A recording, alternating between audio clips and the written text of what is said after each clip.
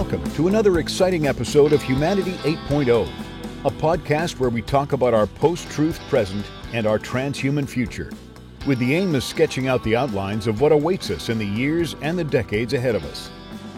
This podcast is brought to you by Rokos. Companies with limited IT budgets and personnel can now get the same cybersecurity protection as big enterprises. Rokos' Secure Access Service Edge, SASE solution, with zero trust, provides enterprise-grade comprehensive cybersecurity so that you can focus on your business. For more, please visit www.rokos.com. That's ROQOS.com. And now, here's your host, Dr. Ahmed Bouzid, founder and CEO of Witlingo.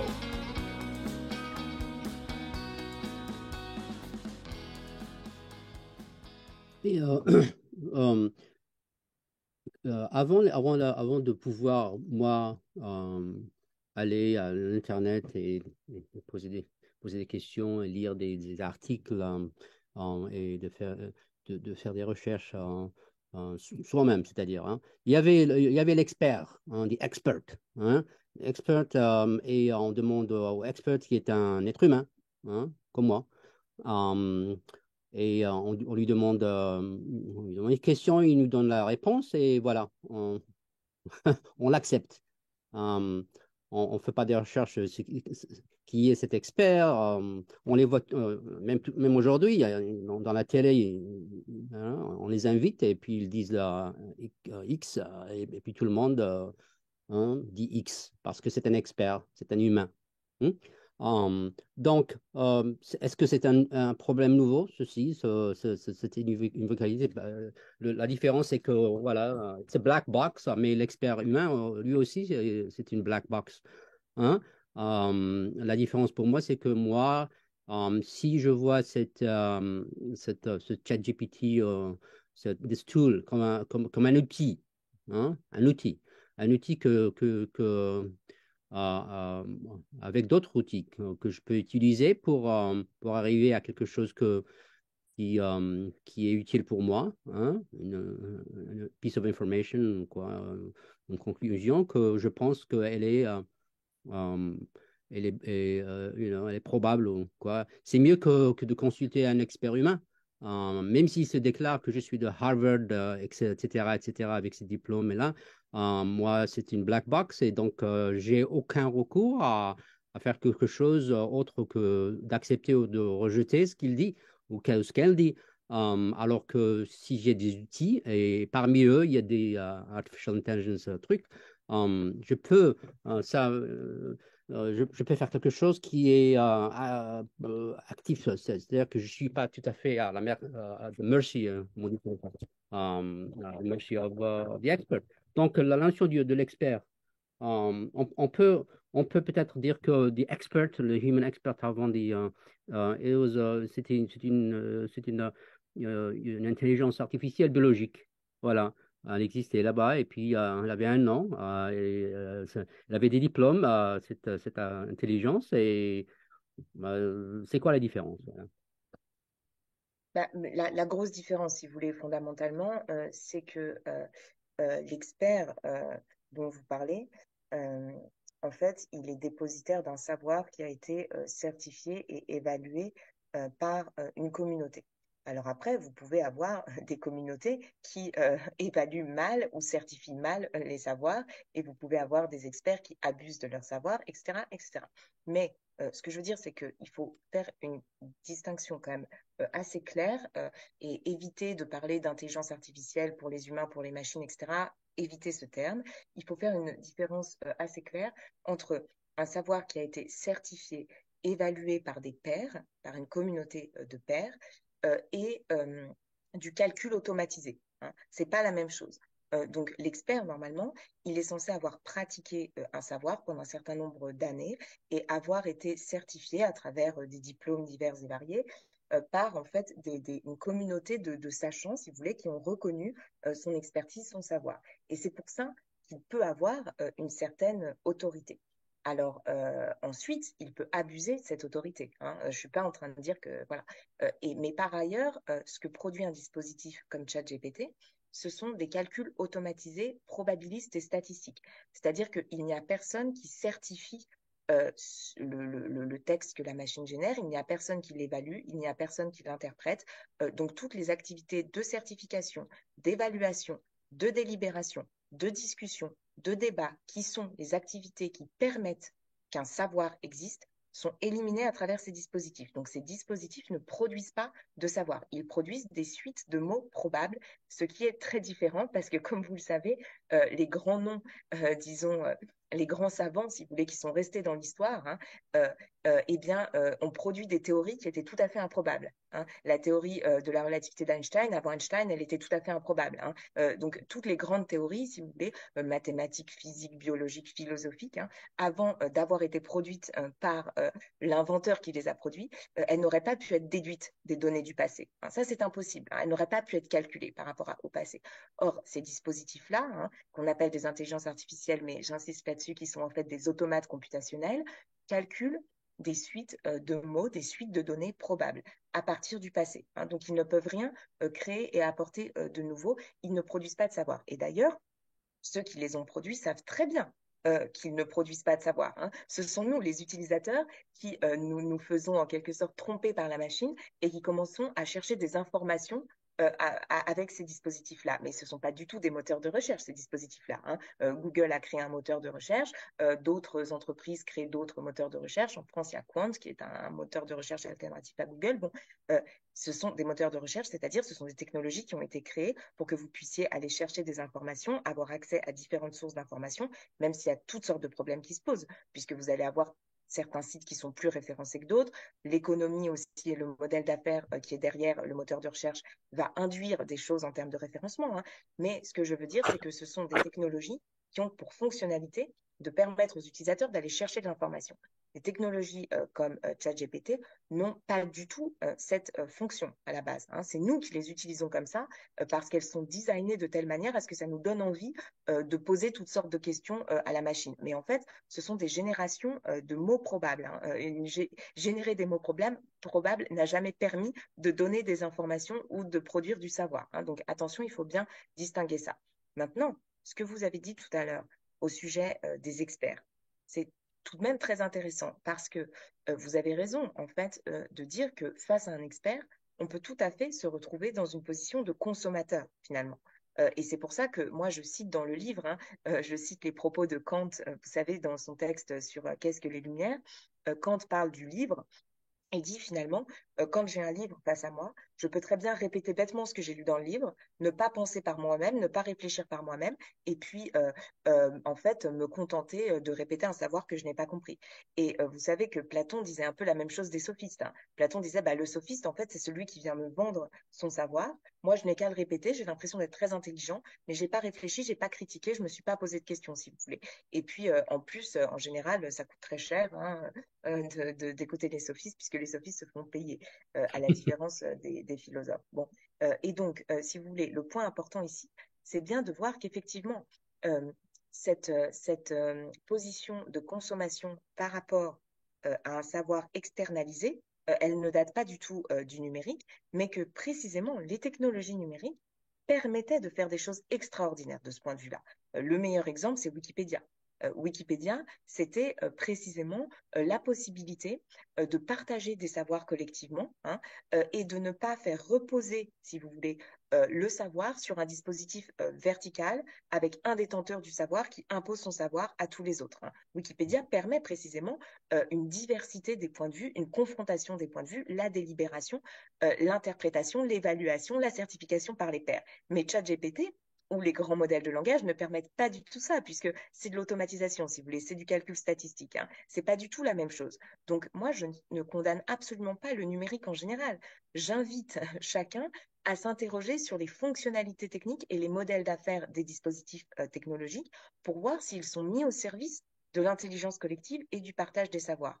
Et dans le cas de Wikipédia, et puis dans le cas de beaucoup d'autres dispositifs qui pourraient être développés aujourd'hui, eh bien, vous pouvez, par exemple, imaginez des dispositifs où ce sont les individus qui évaluent les contenus qu'ils voient, qui se les suggèrent les uns aux autres, qui délibèrent au sujet de la pertinence des contenus, et ça permettrait en fait d'éviter la suggestion automatique de contenu qui nous enferme dans des boucles informationnelles, dans des chambres d'écho, et qui nous empêche en fait de mettre en œuvre nos facultés d'interprétation, d'évaluation. Donc, vous pourriez imaginer des dispositifs d'annotation, des dispositifs de délibération collective avec le numérique qui seraient absolument fantastiques et qui permettraient justement d'éviter, si vous voulez, que un expert unique nous déverse son savoir depuis les hauteurs, si vous voulez, et puis en même temps qui permettrait d'éviter aussi que nous soyons manipulés en fait par des acteurs qui financent, par exemple, avec ChatGPT, vous pouvez créer beaucoup de fausses informations, vous pouvez aussi créer beaucoup de faux comptes. Ces faux comptes vont permettre de donner beaucoup de vues à certains contenus, et donc vous allez avoir une nouvelle guerre de l'information qui va être générée avec ces nouvelles machines, alors que le numérique pourrait servir à toute autre chose. Vous voyez? Ouais, ouais. Pour moi, le ChatGPT, surtout quand il fait des grosses bêtises, nous permet de nous poser la question, de prendre cette question et de la poser quand on parle à un expert. Elle, euh, elle nous rend encore un peu plus mature que naïfs. C'est-à-dire que maintenant, moi, je sais, je me pose la question, ChatGPT, c'est une machine qui a été créée par des génies, et puis elle fait cette faute-là. Alors, quand je parle à un expert, il me dit quelque chose, il y a dans mon pensée, mais peut-être que lui aussi, il me dit une bêtise. Donc, ça crée un esprit plus critique, je pense, euh, euh, euh, parce que our conscience is raised, je ne sais pas comment dire ça en français, Mm. on devient plus critique envers les sources d'information. Euh, qu'est-ce que vous pensez? Mais comment vous dire? C'est une question ouverte. Moi, ce que je crains, c'est que nous ayons bientôt affaire sur Internet à des textes euh, dont nous ne pouvons plus du tout savoir s'ils ont été certifiés par des communautés de pairs ou s'ils ont été produits automatiquement par des machines. Et je crains que cela ne développe une forme de défiance généralisée. Je pense que ça Mm. peut être très dangereux, puisque, si vous voulez, toute société démocratique, enfin, qui se dit démocratique, encore une fois, est fondée sur la possibilité d'un espace public dans lequel, pardon, il est possible de publier, de rendre public des points de vue divers et variés. Si cet espace public est saturé de textes générés par des machines et qu'il n'est plus possible de reconnaître en fait les textes qui ont été certifiés par des communautés de pairs, des textes qui ont été générés automatiquement, euh, eh bien, vous allez avoir une multiplicité de fausses informations qui va être diffusée. Et bien sûr, vous aurez un esprit critique, soi-disant, qui vous permettra de dire, attention, il ne faut pas se fier à ce que je lis tout de suite, immédiatement. Mais en même temps, vous ne pourrez plus vous fier à rien. Et ça, c'est très dangereux, parce qu'on a besoin collectivement de pouvoir se fier à certaines références communes, de pouvoir se référer à certains savoirs communs. Et c'est à partir de ça qu'on peut être en désaccord, qu'on peut discuter, qu'on peut confronter nos points de vue, nos arguments, etc. Mais si on n'a pas une espèce de base, si vous voulez, collective, je pense que ça peut être très dangereux. Par ailleurs, l'esprit critique, je ne vais pas m'éterniser là-dessus, mais l'esprit critique, si vous voulez, c'est pas simplement la capacité à mettre en doute ce que je reçois. Ça, c'est une vision très naïve, en fait, de l'esprit critique. L'esprit critique, c'est la capacité à comprendre comment un savoir est produit. D'accord? Et c'est ça qui fait que vous n'êtes pas en simple position de consommation. C'est que vous savez que le savoir a été produit à travers certains processus, si vous voulez, et que vous connaissez, vous avez une vision, si vous voulez, de la manière dont, en quoi consistent ces processus. Donc, par exemple, eh bien, si vous êtes mathématicien, vous savez comment est-ce qu'on fait pour construire une démonstration mathématique. Et quand on va vous présenter une nouvelle théorie mathématique, vous allez regarder comment elle a été construite et vous allez vous dire, ah non, non, non, attention, ça, c'est pas une théorie mathématique fiable. Ou alors, à l'inverse, vous allez vous dire, ah oui, excellent, la démonstration est bonne, les codes et les règles de la discipline ont été respectés, donc oui, c'est une bonne théorie mathématique. Et ça, si vous voulez, vous pouvez le savoir que si vous avez un accès au processus de production de l'information, de la connaissance. Or, ces technologies, encore une fois, nous coupent de tout accès au processus de production du texte que nous avons en face de nous. D'accord? Nous avons un texte en face de nous, nous ne savons, ou une image, et nous ne savons pas du tout comment elle a été produite. Et comme en plus, la plupart du temps, ces dispositifs sont des boîtes noires, nous n'avons pas du tout la capacité, nous, et puis nous n'avons pas les savoirs mathématiques qui nous permettent en fait de comprendre comment créer des modèles de langage ou des intelligences artificielles génératives d'images, etc., etc. Donc, pour qu'un véritable esprit critique se développe, il faudra que ces technologies soient enseignées de manière critique. Mais les enseigner de manière critique, ça ne veut pas dire les utiliser, d'accord? Parce que quand vous les utilisez, vous ne comprenez rien à la manière dont elles fonctionnent. Quand vous faites une demande à ChatGPT, vous ne savez pas du tout comment il a obtenu le résultat. Quand Oui, vous mais, demandez, oui, enfin, vous voyez ce que je veux dire? Donc, il ouais. faudrait qu'on comprenne comment ces machines fonctionnent, ce qui est assez compliqué, mais ce qui est tout à fait possible, et qu'on puisse en fait pratiquer ces machines de l'intérieur, transformer la manière dont elles fonctionnent pour vraiment comprendre comment elles ont été produites. De même que quand vous regardez la télévision, vous ne savez pas comment l'émission a été produite. Mais si vous allez dans un studio de télévision, si vous voyez les machines fonctionner, si vous voyez les différents acteurs, etc., monter les images et tout ça, bah, quand vous allez revoir des images en direct, si vous voulez, vous n'allez plus vous faire prendre au piège. Vous savez qu'il y a un montage derrière le direct. Vous voyez ce que je veux dire? Parce qu'en fait, vous avez une connaissance technique de la production des images. Hum, Donc, moi, quand j'utilise ChatGPT, quand je pose une question à ChatGPT, c'est pas un terminus, c'est un point de départ pour moi. C'est-à-dire que je pose la question, et généralement, ça me donne quelque chose que je peux utiliser comme un point de départ. C'est-à-dire que je ne vais pas prendre la réponse et dire que ça, c'est la vérité. Ça me dit que la réponse est intéressante. Il y a un concept là qui est intéressant, une corrélation entre deux choses là. Alors je vais faire, je vais consulter mes bouquins. J'ai beaucoup de bouquins ici, et je vais à Google et find the paper, PDF qui a été publié, c'est-à-dire dans quelque chose de scientifique, c'est-à-dire. Donc, c'est pas un terme. Ceux qui utilisent le ChatGPT comme un terminus, voilà, ça c'est un très grand problème. Mais ceux qui l'utilisent comme une black box, mais c'est un point de départ, de départ, euh, où je ne suis pas un consommateur, je suis quelqu'un qui est en train de construire une réponse à une question d'une manière active et intelligente, critique. Une critique, c'est-à-dire que si quelqu'un me dit quelque chose, moi je veux savoir c'est qui est ce quelqu'un, quelles sont ses motivations et qu'est-ce qu'il a dit avant, est-ce qu'il a une idéologie, ou, etc., etc., etc. Avant de me faire convaincre que c'est ce que en face de moi, c'est une vérité que je peux compter sur. Donc cette notion de ChatGPT comme un terminus euh, comparé à un point de départ. Qu'est-ce que vous pensez? Je pense que, si vous voulez, pour moi, c'est pas la véritable question parce que bien sûr, vous pouvez l'utiliser comme un point de départ et c'est très bien. Mais la question qu'il faut se poser, c'est pas seulement la question de nos utilisations personnelles, c'est au niveau collectif. Vous voyez, qu'est-ce que ça produit? Et ces dispositifs sont fondés sur l'exploitation des ressources linguistiques existantes. Ils ne permettent pas le renouvellement des ressources linguistiques. ChatGPT ne pourrait pas fonctionner s'il n'y avait pas Wikipédia, si vous voulez.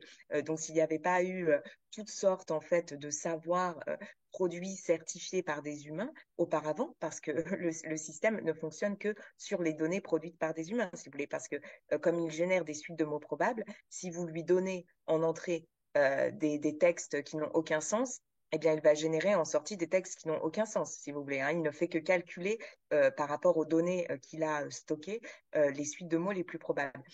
Donc, si vous voulez, le problème, c'est que quand vous créez des dispositifs numériques qui court-circuitent les capacités d'expression, de délibération, de réflexion, de certification, d'interprétation, de débat, etc., eh bien, en fait, vous exploitez des ressources existantes, des savoirs existants, mais vous ne permettez pas leur renouvellement et vous risquez en plus de permettre la génération massive de fausses informations, de faux comptes, etc., etc. Donc, si vous voulez, la question, c'est pas de savoir si il y a quelques individus bien intentionnés qui vont bien utiliser ChatGPT et ça va leur être utile pour avoir je ne sais quelle information. Bon, peut-être, mais je veux dire, vous auriez pu chercher sur un moteur de recherche normal, ça n'aurait pas fait une grande différence, j'ai envie de dire. Bon, voilà. Donc, en fait, c'est pas très intéressant. Mais par contre, au niveau collectif, bah, on a un risque massif de désinformation, un risque massif de génération de faux comptes et donc de prise de contrôle de la circulation de l'information par des acteurs qu'on n'a peut-être pas encore complètement identifiés.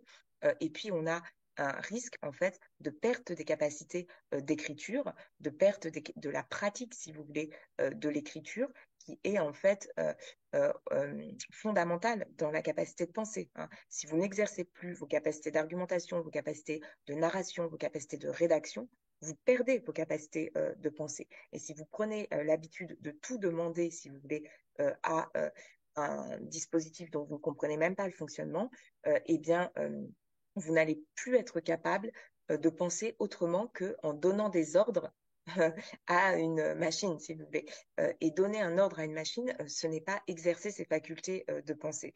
Donc, je pense que voilà, il y a un certain nombre de dangers et moi, je ne suis pas vraiment certaine qu'il y ait beaucoup d'avantages. Donc, voilà, Ouais.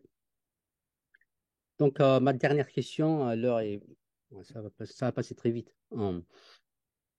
Bon, Anne Alembert, si on vous donnait un budget de 10 millions d'euros à dépenser sur une période de 5 ans pour pour mettre en place une organisation ayant pour mission de réaliser quelque chose de concret. J'aime bien le concret. Euh, et que vous étiez chargé de cette organisation. Que ferait cette organisation euh, concrètement?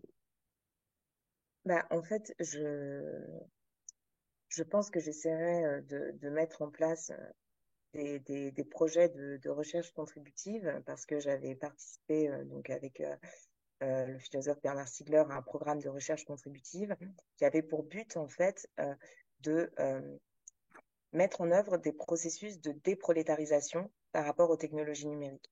Donc, si vous voulez, l'idée, c'était de faire se retrouver différents chercheurs avec aussi des informaticiens, des designers, des techniciens, et puis des citoyens aussi, des professionnels divers et variés, euh, et de concevoir ensemble des dispositifs numériques qui soient mis au service justement du partage des savoirs, de l'intelligence collective. Donc, typiquement, euh, bah, nous travaillions avec des professionnels de la petite enfance et du soin. Et l'idée, c'était d'imaginer en fait ensemble des manières de se soigner collectivement, j'ai envie de dire, par rapport aux nouvelles formes d'addiction qui sont créées par un certain nombre de dispositifs technologiques, et puis de réfléchir à des réseaux sociaux qui fonctionnent différemment, à des technologies qui nous permettent en fait d'exercer nos facultés de mémoire, de réflexion, de délibération, de discussion collective. Donc, par exemple, en développant des dispositifs où on peut annoter les vidéos, où on peut les indexer, où on peut avoir une sorte de délibération collective autour des contenus qui ont été visionnés, etc., etc. Et puis, inventer aussi des organisations sociales nouvelles qui prennent soin de ces nouveaux troubles en fait auxquels nous faisons face aujourd'hui. Donc peut-être que pour éviter les effets de la surexposition aux écrans, par exemple, il faut imaginer, je ne sais pas, euh, des nouveaux lieux, des nouveaux espaces dans lesquels on puisse partager autour de ces questions et dans lesquels on puisse se documenter et inventer et proposer des modèles alternatifs. Alors, ces modèles alternatifs, je ne les connais pas encore, mais je pense que précisément des recherches organologiques de ce type-là vaudraient vraiment la peine d'être développées. C'est ce qu'on essaye de faire un petit peu avec un collectif qui s'appelle le collectif Organoesis, avec un ensemble de chercheurs, euh, où nous posons, en fait, si vous voulez, que les technologies numériques sont pour une grande part des technologies de l'esprit et que si nous voulons prendre soin de nos esprits, eh bien, il faut prendre soin de ces dispositifs techniques et les transformer en vue d'inventer aussi des modèles économiques soutenables pour l'avenir. Voilà. Voilà. Schizophrénie numérique et le titre de votre essai. Disponible uniquement en français Pour l'instant, oui, mais j'espère qu'il sera bientôt traduit. Ok, ok. Parce que je pense qu'il y a un large public qui tirerait beaucoup de bénéfices de votre texte. Donc, professeur Anne Lambert, merci. Merci beaucoup. Merci à vous. D'avoir été notre invité. J'ai vraiment apprécié cette conversation. Merci beaucoup à vous. Merci. Je vous en prie. You've been listening to Humanity 8.0 with your host, Dr. Ahmed Bouzid, founder and CEO of Witlingo. Brought to you by Rokos. Thanks for listening.